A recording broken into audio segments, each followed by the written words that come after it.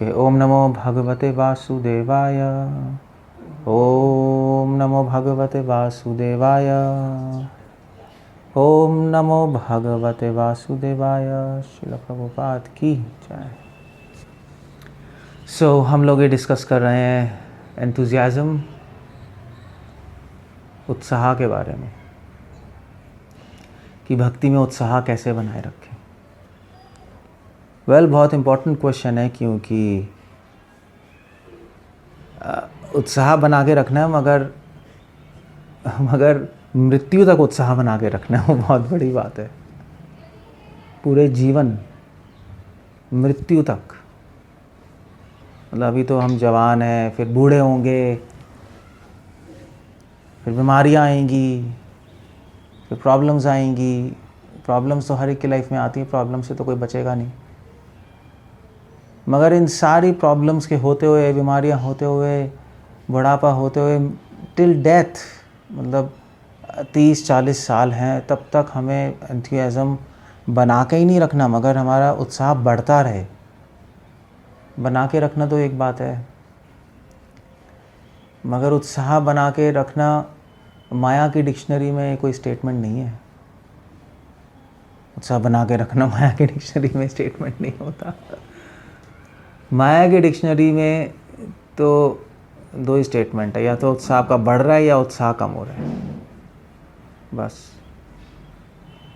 उत्साह बना के नहीं रख सकते आप एक ही जगह, एक ही पॉइंट पे। 50% उत्साह है तो 50% उत्साह बना रहा है, वो कभी नहीं होता। या तो बढ़ रहा है या कम हो रहा है, दो ही चीज़ें होती हैं। अगर बढ़ नहीं रहा तो कम हो रहा है, कम हो रहा है तो बढ़ नहीं रहा। एक जगह पे नहीं रह सकते आप। जैसे अगर आप ये होता है ना, जो बचपन में बच्चे, वो क्या था, जिस पे स्लाइड कर देते हैं, स्लाइड करते हैं, चढ़ते हैं, फिर फिसल के चले जाते हैं नीचे। पता नहीं उस झूले का नाम क्या होता था, भगवान जाने। स्लाइडर होता होगा, नहीं। ऊपर चढ़ते हैं सीढ़ी से और फिर उस पर बैठते हैं, जी नीचे चले जाते हैं।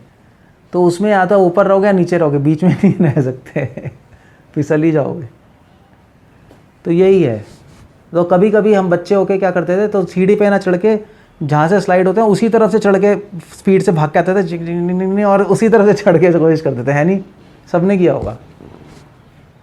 तो बस भक्ति यही है। भक्ति हम ये नहीं हम सीढ़ी से चढ़ रहे हैं, भक्ति हम उस जहाँ से स्लाइड होते हैं वहीं से उल्टा चढ़ने की कोशिश कर रहे हैं। यही भक्ति है। और उसमें अगर आप रुक गए तो नीचे आ जाओगे सीधा। तो आपको स्पीड से भागना पड़ेगा कि ऊपर पहुंच जाओ सीधा। तो हमारी स्पीड बढ़ ही नहीं रही, हमारी स्पीड बढ़ती रहे। श्रील प्रभुपाद ने खुद ने कहा है कि increase your endeavours every day, you should increase your endeavours. हर दिन तुम्हारा उत्साह वर्धन होता रहे। तभी तो गोवर्धन की पूजा करते हैं हम। तो गोवर्धन लीला के कई मतलब हैं, रहस्य, मगर एक रहस्य गोवर्धन लीला में है कि भगवान ने अपने भक्तों का उत्साह बढ़ाया। अपना संग दे के 7 दिन संग दिया भगवान ने, उससे उनका उत्साह वर्धन हो गया। गो मतलब इंद्रिय या मन, वर्धन मतलब बढ़ना। तो उन्होंने अपने भक्तों के इंद्रिय और मन में उत्साह बढ़ा दिया। अब क्वेश्चन यहाँ पर ये है कि हम मृत्यु के एंड तक उत्साह बढ़ाते रहें, ये कैसे पॉसिबल है? क्योंकि जनरली 70-75% डिवोटीज़ का उत्साह कम हो जाएगा। प्रॉब्लम्स इतनी है, लाइफ इतनी है, मतलब लाइफ है कह रहा हूँ, प्रॉब्लम्स इतनी है, लाइफ इतनी बड़ी है, ऑफ कोर्स डिजीज़ हैं, इतनी सारी चीज़ें, दुख है, उपद्रव है, तो उत्साह कम हो जाता है धीरे धीरे। वो नेचुरल है, आप कुछ नहीं कर सकते उसका। और उत्साह शायद इसलिए भी कम होता है क्योंकि हम फेमिलियर हो जाते हैं। Familiarity brings contempt. वही हरिद्वार में रहने वाले, गंगा जी के किनारे रहते हैं हरिद्वार में, वो 10 साल में एक बार गंगा जी में स्नान करते हैं। उनका उत्साह कहाँ चला गया गंगा जी में नहाने का, वहीं पड़े हैं। तो इसलिए जब हम करते रहते हैं ना डिवोशन, तो फेमिलियर हो जाते हैं और फिर उत्साह धीरे धीरे कम हो जाता है, कि रिचुअल बन जाता है, रीति रिवाज बन जाता है, चलती रहती हैं चीज़ें। सो वो एक ट्रैप है बहुत बड़ा। तो उत्साह बढ़ाए कैसे रखें, ये तो बहुत बड़ा क्वेश्चन है ये। कि मेजॉरिटी ऑफ डिवोटीज़ का कम हो जाएगा, बल्कि कम ही नहीं, छोड़ दोगे, छूट जाएगी भक्ति।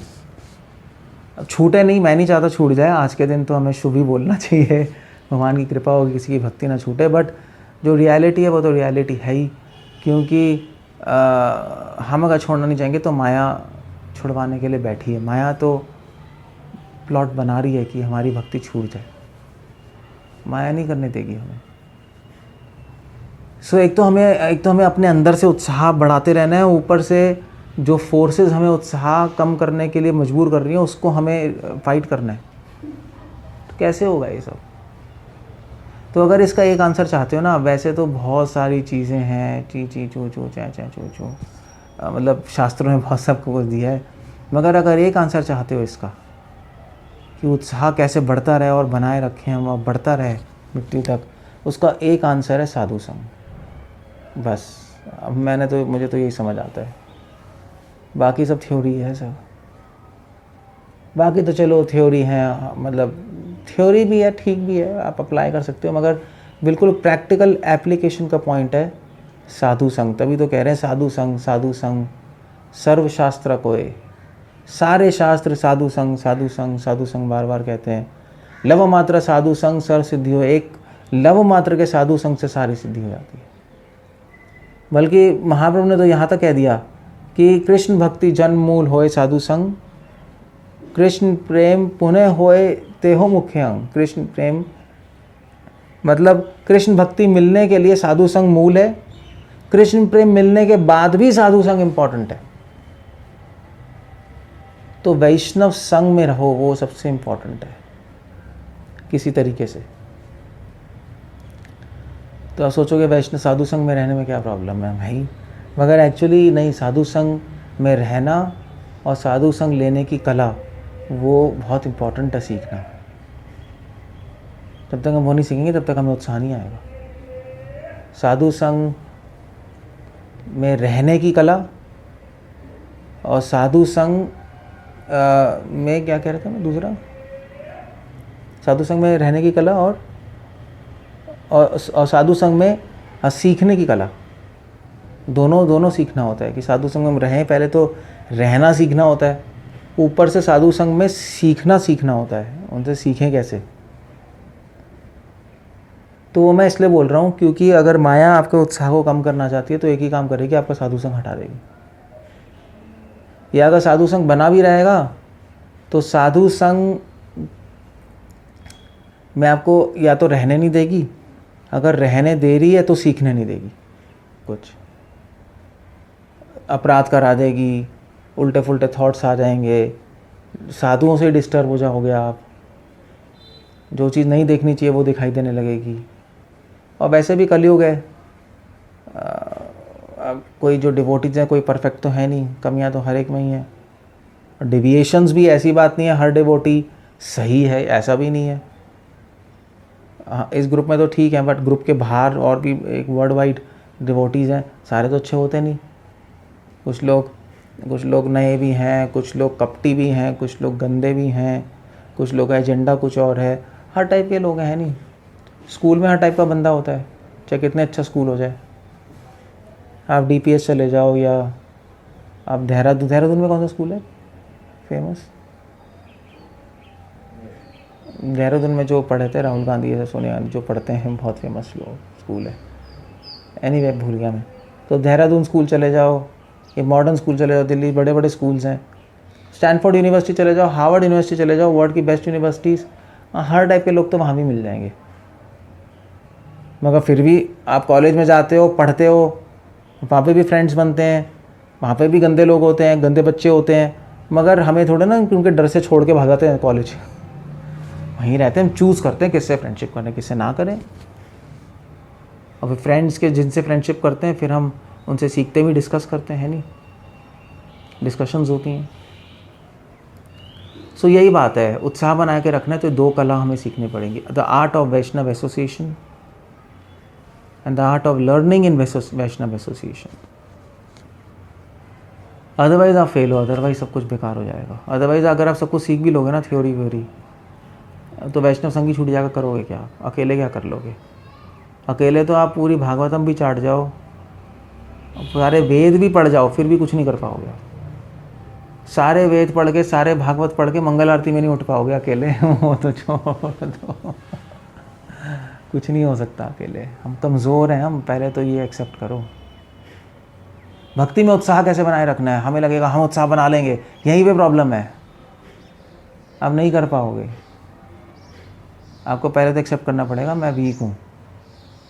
अगर आपने सोचा ना मैं स्ट्रांग हूँ आज से, बस अब मुझे टिप्स पता लग गई, अब मैं उत्साह बना के रखूँगा, कुछ नहीं होगा, 10 दिन बाद वहीं पे आ जाओगे। वो कुछ नहीं होता, अकेले कुछ नहीं होता। अकेले तो बड़े बड़े सन्यासी गिर जाते हैं, आप क्या हो? अकेले कुछ नहीं है। संकीर्तनम, साथ में रहना बहुत ज़रूरी है। पहली बात तो ये है कि आपसे कितना ही सुन लो, चीज़ें तो हैं उत्साह बढ़ाने के लिए, टिप्स हैं, नॉलेज, सर्विस, बिल्कुल सही कहा सनातन विष्णु ने, वो तो बिल्कुल ठीक है, सब कुछ सही है। बट एक प्रैक्टिकल साइड में देखें तो बिना संग के सब कुछ फेल हो जाता है, और वही हो रहा है नहीं? हम सुनते हैं बहुत कुछ, फिर उत्साह कम हो जाता है, फिर सुनते हैं, फिर उत्साह कम हो जाता है, फिर सुनते हैं, फिर उत्साह कम हो जाता है, फिर कहते हैं प्रभु जी क्या हो रहा है, कम होता जा रहा है, क्योंकि हमने 2 कलाएँ सीखी ही नहीं। तो अभी क्या है 2 कलाएँ? वैष्णव संग कैसे लें और वैष्णव संग में सीखें कैसे, ये 2 कलाएँ। अब इस पे ये क्या हो रहा है? अब इस पे कई शास्त्र लिखे गए, मतलब मेजॉरिटी ऑफ डिस्कशन है ना जो भक्ति विनोद ठाकुर की, वो इसी टॉपिक पे कि वैष्णव कौन है। तो जो वैष्णव संग लेना है, वैष्णव संग में रहने की कला सीखनी है, और वैष्णव से सीखना है, हमें संग में सीखना है, वो कला सीखनी है, तो उसके लिए पहले तो ये समझ आएगा वैष्णव कौन है। तो मेजॉरिटी ऑफ डिस्कशंस हमारी की बुक्स में ये है कि वैष्णव कौन है। भक्ति सरस्वती ठाकुर ने किताब लिखी है वैष्णव कौन। ये एक बहुत बड़ा टॉपिक है जिसको डिवोटीज अवॉइड करते हैं, क्योंकि ऑफेंस हो जाएगा, वैष्णव कौन है, सभी वैष्णव है प्रभु जी, आप ऐसा क्यों कह रहे हो, वैष्णव कौन है? मैं थोड़ा ना कह रहा हूँ, भक्ति संत कह रहे हैं वैष्णव कौन है, और उनको किताब निकालनी चाहिए भक्ति संत को, सभी वैष्णव है। भक्ति विनोद ठाकुर लिख रहे हैं आर्टिकल्स, वैष्णव कौन है। अगर आप ये नहीं पता लगाओगे वैष्णव कौन है, तो फिर आपका उत्साह ख़त्म ही होना है, आप कुछ भी करते रहो, नहीं बढ़ेगा। वैष्णव कौन है ये जानना ज़रूरी है, वैष्णव कौन नहीं है ये जानना ज़रूरी है। वैष्णव के भेष में अभक्त अवैष्णव कौन है ये भी जानना ज़रूरी है। ये सारी नॉलेज होनी चाहिए हमारे पास। और फिर इसके बाद ये तो आप खुद रिसर्च कर लेना, मैं आज इस टॉपिक पे जा ही नहीं रहा, वैष्णव कौन है वो आप खुद पढ़ लेना, मैं तो आपको एक आइडिया दे रहा हूँ क्या है। और फिर उसके बाद हम जब आइडेंटिफाई कर लेंगे वैष्णव कौन है, तो उनको संग लेना। तो एक बात हमेशा ध्यान रखना कि वैष्णव जो है ना, वैष्णव कौन है, वो आइडेंटिफाई करने के लिए आपको वैष्णव के गुण देखने पड़ेंगे। ये नहीं देखना पड़ेगा कि मैं इस फलाना वैष्णव का रह रहा हूँ तो ये वैष्णव है, ऐसा नहीं होता, ज़रूरी नहीं है। बट जो वैष्णव नहीं है, जो वैष्णव के भेष में वैष्णव नहीं, उनके साथ क्या करें? तो उनसे संग ना लें, उनको संग दें, उन पर कृपा करें, उनकी निंदा भी ना करें, मतलब निंदा नहीं, मतलब उनको कंडेम भी ना करें हम। क्या है? उपेक्षा तो नहीं, उपेक्षा कह सकते हो, उनकी उपेक्षा तो कंडेम ना करें आप, उनकी निंदा भी ना करें, उन पे कृपा करने की कोशिश करें। वे असली वैष्णव तो क्या, उनको समझाएं, अगर नहीं समझे तो उपेक्षा कर दें, कोई प्रॉब्लम नहीं। मगर कुछ ऐसे वैष्णव होते हैं जो कि खुद भी खराब होते हैं और दूसरों को भी खराब करते हैं। एक मेजर स्केल पे है नहीं, तो आप देख ही रहे होगे कि मीडिया पे कितने सारे डिवोटीज़ के लेक्चर्स आते हैं, सारे लेक्चर सही नहीं है, आपको थोड़ा दिमाग लगाना पड़ेगा। कुछ लेक्चर ख़राब ही हैं, डिविएटेड हैं, कुछ लोग गलत ही बोल रहे हैं। इस्कॉन में होते हुए भी यूट्यूब पे बिल्कुल गलत अनाप शनाप बोल रहे हैं। तो वैष्णव इसलिए कुछ लोग तो मास मीडिया में भी उल्टी फुल्टी बातें बोल रहे हैं, गलत गलत सिद्धांत बोल रहे हैं। तो अब जब वो बोल रहे हैं तो फिर क्या करें, हम उनकी निंदा नहीं करें? उनकी निंदा नहीं करेंगे तो इतने सारे इग्नोरेंट लोग कंफ्यूज हो जाएंगे। हम नहीं करना चाहते निंदा, क्यों करें? हम तो हेल्प ही करना चाहते हैं, मगर इतने सारे इग्नोरेंट लोग कंफ्यूज होंगे, फिर क्या करें? फिर निंदा करनी पड़ती है।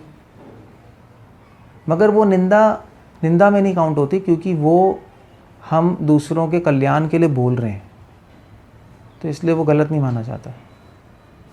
तो अब ये टॉपिक्स आप कहोगे प्रभु जी कैसे टॉपिक्स हैं, ये तो बड़े कॉम्प्लिकेटेड टॉपिक्स हैं, इससे उत्साह कैसे बना रहेगा?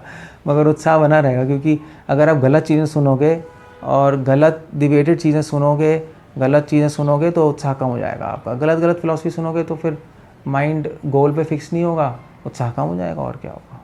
थोड़े टाइम के लिए बड़ा अच्छा लगेगा, मगर फिर अल्टीमेटली आपको कोई फ़ायदा नहीं होगा। फाउंडेशन ही वीक बन जाएगी ना आपकी बिल्डिंग की, तो एक दिन गिरेगी दीवार। बिल्डिंग तो कितनी ऊपर उठा दो, फाउंडेशन वीक है तो गिर जाएगी। फाउंडेशन में क्रैक नहीं आ जाए, इसलिए बहुत ज़रूरी है समझना वैष्णव कौन है। भक्ति विनोद ठाकुर ने तो अपने गुरु का भी संग नहीं लिया। What do you say about that? क्योंकि उनको लगा वो वैष्णव ही नहीं है। मुझे बताओ, दैट्स एक्सट्रीम। भक्ति ठाकुर के गुरु विपिन बिहारी गोस्वामी, उन्होंने उनका वो कह उन्होंने संग नहीं लिया, उन्होंने कहा वो वैष्णव नहीं है, मैं संग क्यों लूँ? तो ये एक्सट्रीम एग्जाम्पल है कि वैष्णव कौन है, ये बहुत इम्पोर्टेंट है। अगर आपके गुरु भी वैष्णव नहीं है तो हम संग नहीं लेना चाहते, अगर ऐसा कभी सिनेरियो आ गया। वैसे तो हमारे केस में तो नहीं होगा। मतलब इस्कॉन में तो नहीं होता जनरली, इस्कॉन में हो सकता है, हो भी सकता है, पता नहीं। एक मैं पॉइंट बता रहा हूँ कि अगर आपको उत्साहित रहना ना, आपको अपना ब्रॉड विजन होना चाहिए। जब तक आपका ब्रॉड विजन कैसे कहेंगे, ब्रॉड विजन कैसे कहते हैं?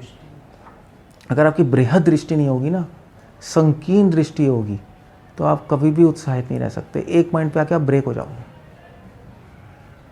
जाओगे, फंस जाओगे कहीं ना कहीं। तो वो बृहद दृष्टि चाहिए कि आप कई जन्मों के बारे में सोचो, इस जन्म के बारे में मत सोचो। इस जन्म में क्या होगा, कैसे होगा, नहीं हो रहा, नहीं, कई जन्मों के लिए प्रिपेयर कर रहे हैं हम। पता नहीं अगले जन्म में जाए नहीं जाए, किसने कहा जाएंगे? या क्या पासपोर्ट है जाने का भगवान के पास? है तो मुझे भी दे देना। या प्रभुपाद ने बोला है पक्का जो भक्ति करेगा वो भगवान के पास जाएगा। प्रभुपाद ने तो बोला ही है तो भक्ति करेगा भगवान के पास जाएगा, मगर भक्ति होगी नहीं ना, चक्कर ही है ना।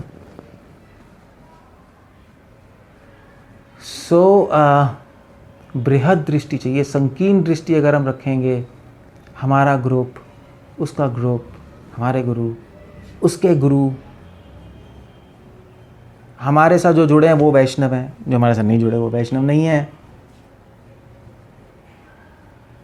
तो फिर तो बहुत प्रॉब्लम है। फिर तो आप एक ही डब्बे में फंसे रहोगे और उत्साह क्या वहीं घुट के मर जाओगे।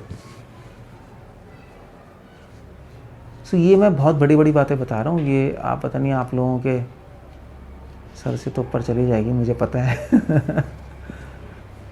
ये बहुत मैच्योर बातें हैं जो शायद आपको 20 साल बाद समझ आए, मगर कोई बताएगा तभी तो 20 साल बाद समझ आएगी, कोई बताएगा ही नहीं तो पता कैसे लगेगा आपको कुछ भी।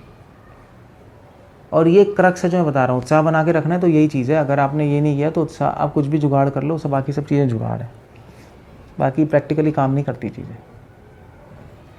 क्योंकि अगर आप चैंटिंग भी कर रहे हो, आप प्रसाद भी ले रहे हो, सब कुछ फॉलो कर रहे हो, और आप गलत वैष्णव का संग ले रहे हो, तो आपकी भक्ति नीचे जानी है, वो कुछ नहीं हो सकता, वो संभव है।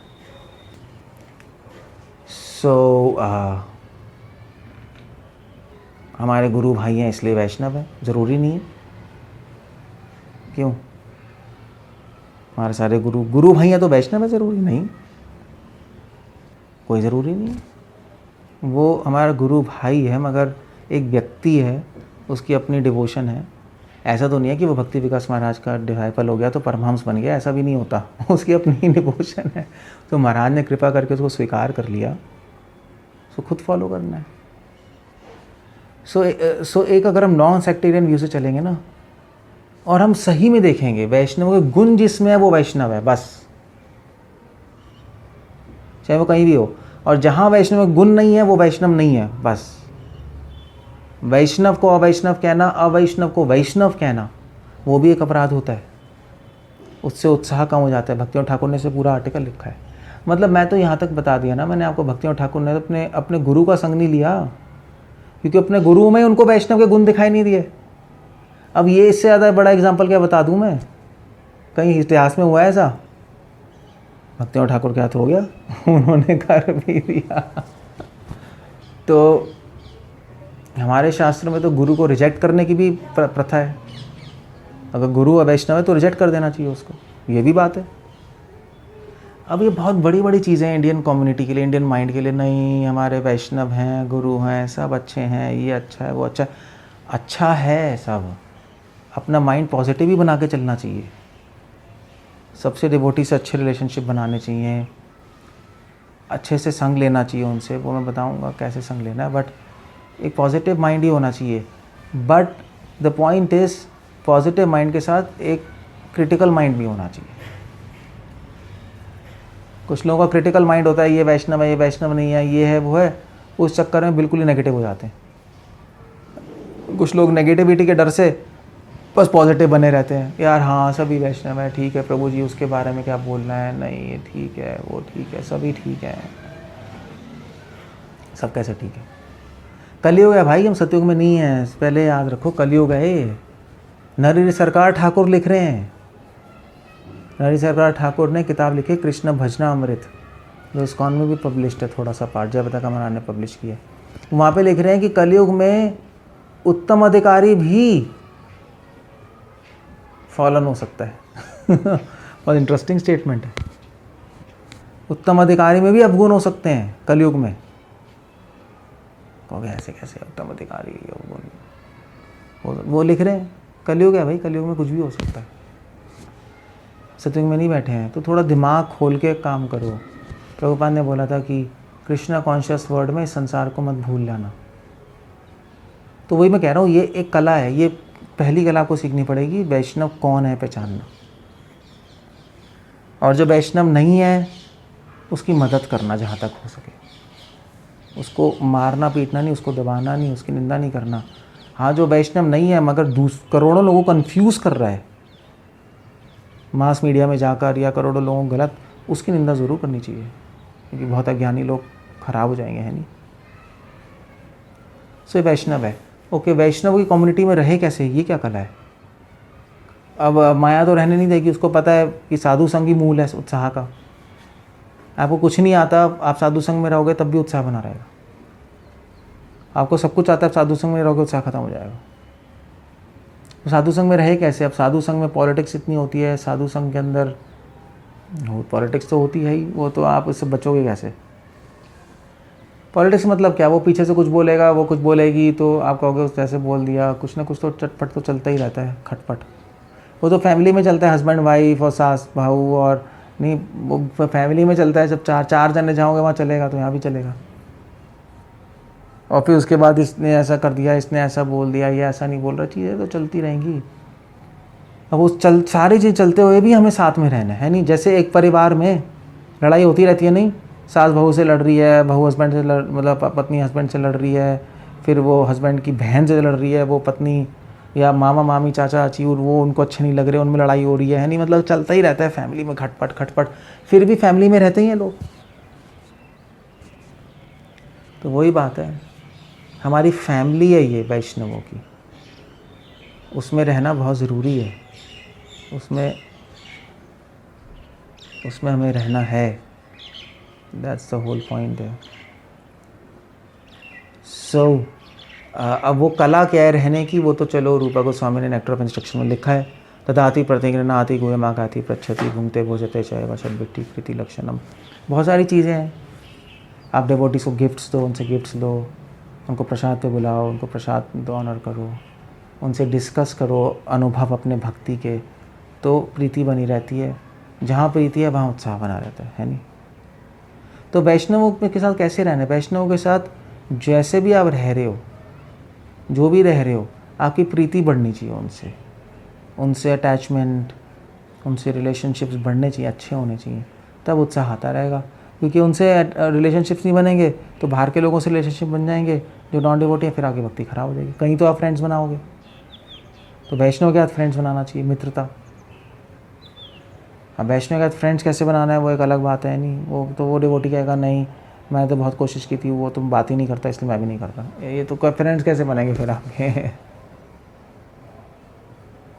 फ्रेंड्स बनाना चाहिए, आना चाहिए वैष्णव के साथ, अच्छे वैष्णव के साथ। ऑफ कोर्स वैष्णव मतलब अच्छा वैष्णव, जिसमें वैष्णव के गुण है।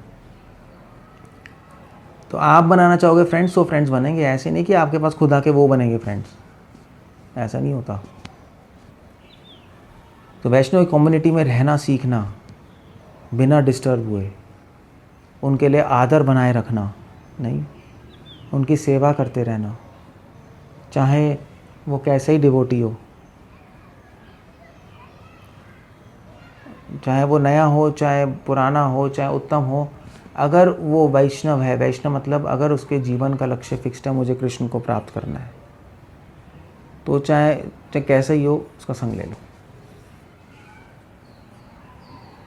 अब उसका लक्ष्य ही गड़बड़ा है, कृष्ण को प्राप्त करना है, और पता नहीं क्या क्या सोचे आ रहा है, पूजा लाभ प्रतिष्ठा में फंस गया, मुझे लेक्चर्स देने हैं अच्छे बनाकर, तो वैष्णव थोड़े ना है वो। लेक्चर अच्छे बना के देना उसका मतलब क्या है? हमें भगवान को प्राप्त करना है, भगवान को खुश करना है। हमें इस तरह प्रवचन देना है कि कृष्णा खुश हों, सत्य मिले। ऑफकोर्स आप अच्छे बना सकते हो लेक्चर कि लोगों को समझ आए, इसमें गलत नहीं है, मगर सिर्फ वही नहीं होना चाहिए। तो वैष्णव और वैष्णव के संग रह के सीखना बहुत ज़रूरी है। तो वैष्णव कौन है ये पहचानना चैलेंज है। वैष्णव के साथ रहना एक चैलेंज है पूरे जीवन, और उनका आदर करते रहना वो बहुत इंपॉर्टेंट है। ऑफेंसिव मेंटालिटी से भी रह सकते हो मगर आदर करते रहना। और वैष्णवों के साथ सीखना कैसे है वो एक बहुत ज़रूरी है।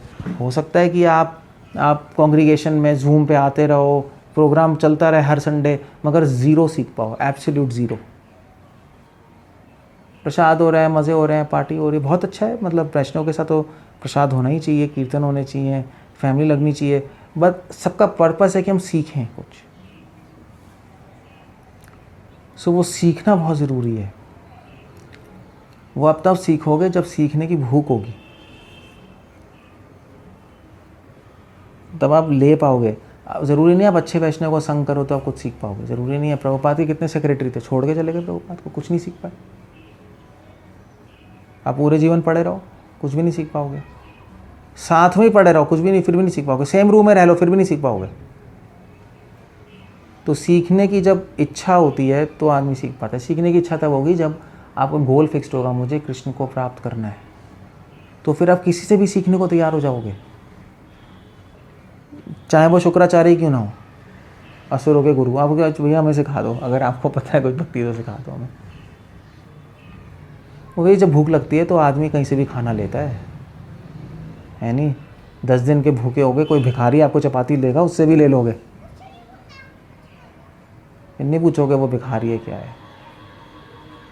ये बंद करना। सो बस बात ये है।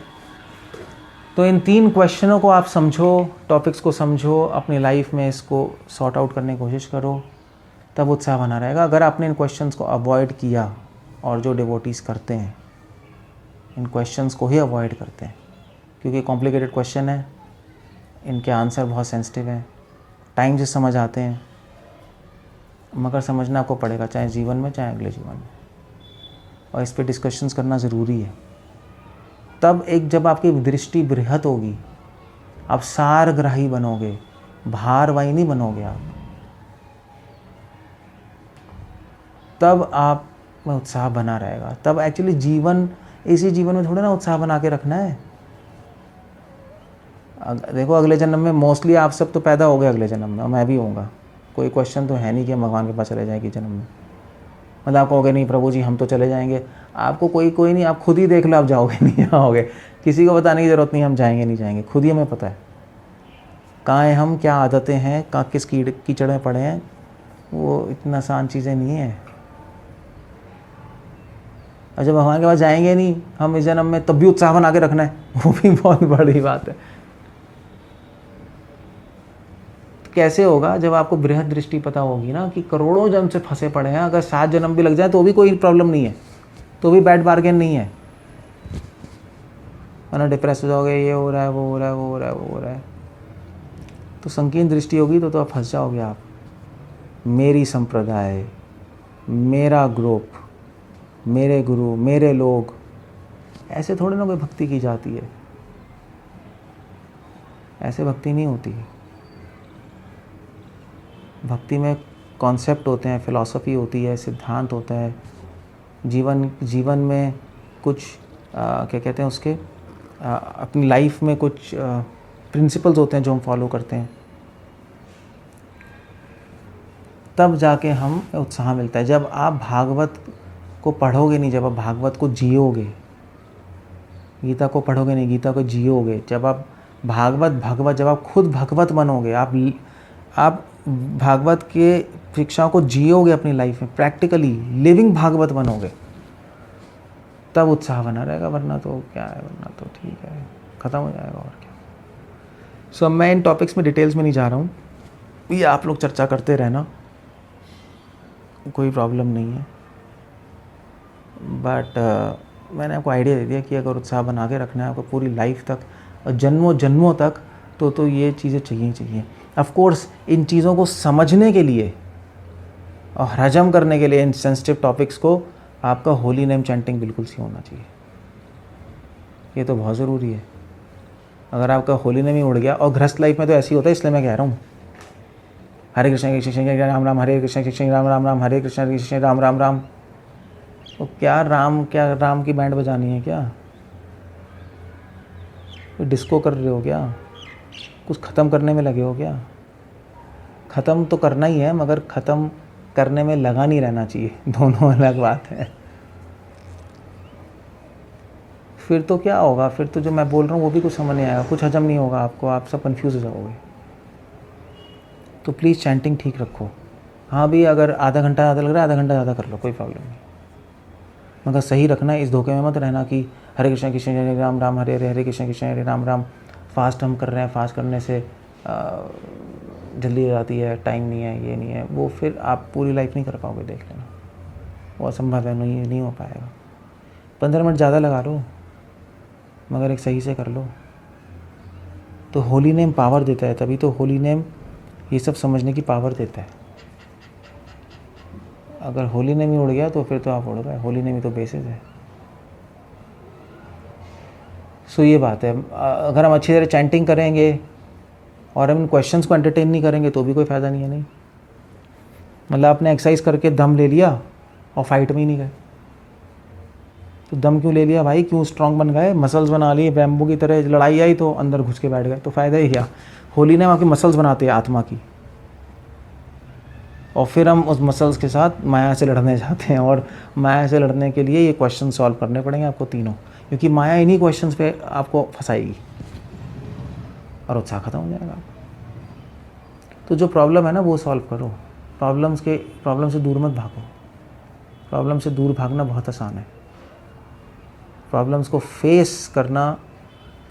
फेस करता है वही प्रॉब्लम्स को सॉल्व करता है, और प्रॉब्लम से भागता है वो 10 प्रॉब्लम में फंस जाएगा। So please remember all these things. I think I will stop here, क्योंकि ज़्यादा ही डोज हो गई। हरे कृष्णा, श्रील प्रभुपाद की जय। कुछ कहना है, कुछ पूछना है तो पूछ सकते हो।